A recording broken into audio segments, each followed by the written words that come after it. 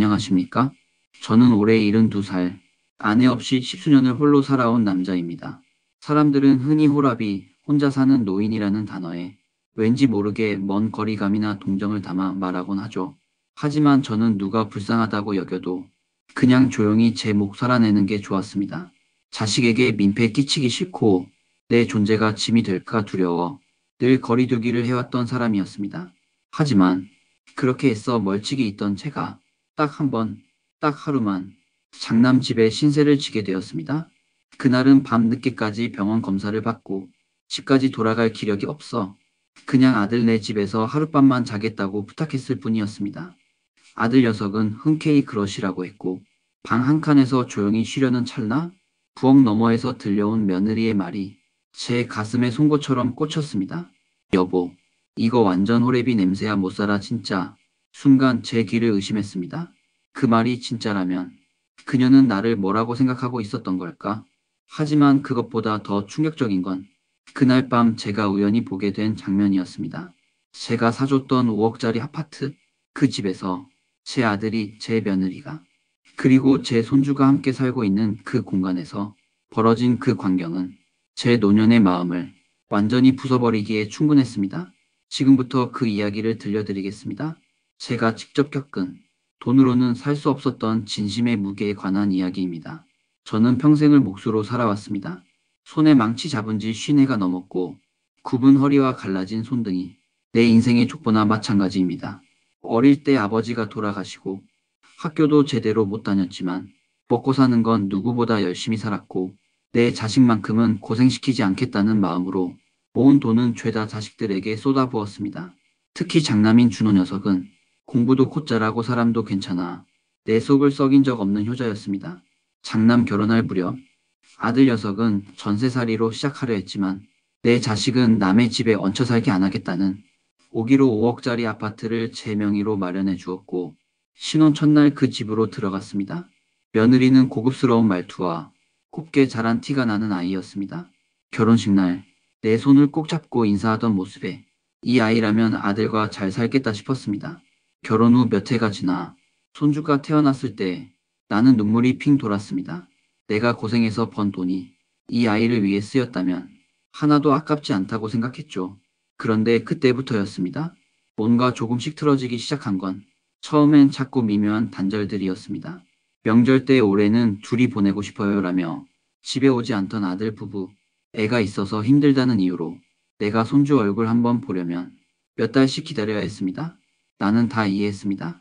요즘 시대에 시부모 가까이 있는 게 부담일 수도 있고 젊은 부부에게는 그들만의 생활이 필요하다고 생각했죠.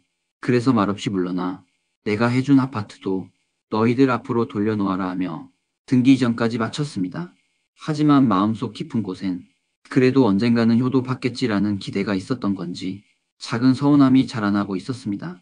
그리고 그날 병원 검진 결과 때문에 늦게까지 검사를 받다. 아들 집에서 하루만 묵게 해달라고 전화를 걸었습니다. 아버지 당연하죠. 오늘은 거기서 쉬세요. 방 따뜻하게 해놓을게요. 아들 목소리는 예전과 다름없었고 나는 괜히 눈물이 고였죠. 밤 9시쯤 도착한 집. 며느리는 조용히 고개 숙여 인사했고 손주는 방문 안쪽에서 게임을 하느라 인사도 하지 않았습니다. 나는 조용히 작은 방에 들어가 짐을 내려놓고 잠시 화장실에 가기 위해 거실로 나왔습니다. 그때였습니다. 주방에서 들려온 며느리의 목소리가 또렷하게 들렸습니다. 여보, 입을 좀 걷어봐. 진짜 못 살겠어. 이거 완전 호레비 냄새나. 그리고 이어진 아들의 나직한 웃음소리. 에이, 아빠가 그렇겠냐. 진짜야. 냄새가 확 올라와서 속이 울렁거린다니까. 그 순간 나는 두 다리에 힘이 풀려 복도 끝에 기대 서 있었습니다. 호레비 냄새. 그게 나를 부르는 말이었다고? 머릿속이 하얘졌습니다. 그 말이 농담이었는지 진심이었는지 분간할 수조차 없었습니다. 그리고 다음날 아침 잠에서 깨어 부엌 쪽으로 나가던 나는 도저히 믿을 수 없는 한 장면을 보게 됩니다. 다음날 아침 나는 습관처럼 부엌 쪽으로 나가려다 복도에서 멈춰섰습니다. 문이 반쯤 열린 거실 안에서 며느리와 누군가가 영상통화를 하고 있었기 때문이었습니다. 오빠 오늘도 가요? 어제는 아버님 때문에 전화 못 받아서 서운했잖아. 며느리의 목소리였습니다. 그러면서 그녀는 소파에 누워 헤어롤을 만지며 말했습니다. 오늘은 집에 아무도 없거든. 남편은 출장, 시아버진 집에 가실 거고, 그날처럼 조용히 만나자. 그 순간 나는 현관 쪽으로 뒷걸음질 쳤습니다. 문을 열지 않고는 숨조차 쉴 수 없을 것 같았습니다. 나는 조용히 나와 택시를 불러 집으로 돌아왔고, 두고 온 짐이 있다는 사실도 잊고 말았습니다. 머릿속이 멍했고 심장이 쿵쾅거렸습니다. 어젯밤 호레비 냄새가 난다던 며느리가 오늘 아침 다정한 말투로 다른 남자와 통화하고 있는 장면. 그 광경은 내 노년의 정점이 아니라 파탄 그 자체였습니다. 그리고 나는 그날 밤 한 장의 편지를 써 내려갔습니다. 며칠 후 나는 아들에게 직접 편지를 전했습니다. 직접 만나 얘기할 자신이 없었고 이 모든 걸 말로 풀 수 있는 담담함도 없었습니다. 편지에는 그날 들은 말, 그리고 아침에 본 장면까지 사실 그대로 적었습니다. 준호야, 나는 내가 어떤 선택을 하든 더 이상 상관하지 않겠다. 다만 내 아들만은 이 상황에서 상처받지 않게 해라. 그 이후 아들로부터 전화가 왔습니다. 아들의 목소리는 처음 듣는 사람처럼 떨렸고 긴 정적 끝에 말했습니다. 아버지 죄송합니다. 아들은 진실을 확인했고 며느리와 심각한 갈등을 겪은 끝에 별거에 들어갔다는 소식을 전했습니다. 그리고 내가 사줬던 5억짜리 아파트는 결국 이혼 조정 과정에서 반으로 나뉘었고 나는 그 사실을 들으며 그래도 이젠 끝났구나 하고 고개를 끄덕였습니다. 그 집, 그 며느리, 그리고 그 모든 기대의 무너짐. 나는 이제 그 어떤 집도 그 어떤 자식에게도 기대하지 않습니다. 지금 나는 작은 공방을 열어 나무 수저와 도마를 만들며 지냅니다. 가끔은 주문이 밀려 밤새 작업하기도 하고 동네 엄마들이 할아버지 도마 최고예요 하며 웃는 그 순간이 내 삶의 유일한 위로가 되곤 합니다. 손주는 조용히 연락을 해옵니다.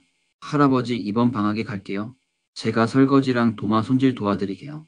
그 말 한마디에 내 손등에 새겨진 주름이 참 잘한 인생 같기도 했습니다. 지금 나는 누군가의 아버지도 시아버지도 아닌 그저 나 자신으로 살아가고 있습니다. 혹시 이 영상을 보고 계신 분들 중 누군가의 뒷모습이, 누군가의 무심한 말 한마디가 마음의 모처럼 박힌 분이 계신가요? 사람의 정은 돈으로 사는 것도 헌신으로 강요할 수 있는 것도 아닙니다. 한번 다친 마음은 다시 돌아오기까지 평생이 걸릴 수도 있다는 걸 잊지 말아야 합니다. 그리고 당신이 누군가에게 호레비 냄새 난다 말하기 전에 그 사람이 어떤 생을 살아냈는지를 한 번쯤은 돌아봐 주세요. 지금까지 제 이야기 들어주셔서 감사합니다. 구독과 좋아요, 알림 설정 꼭 부탁드립니다.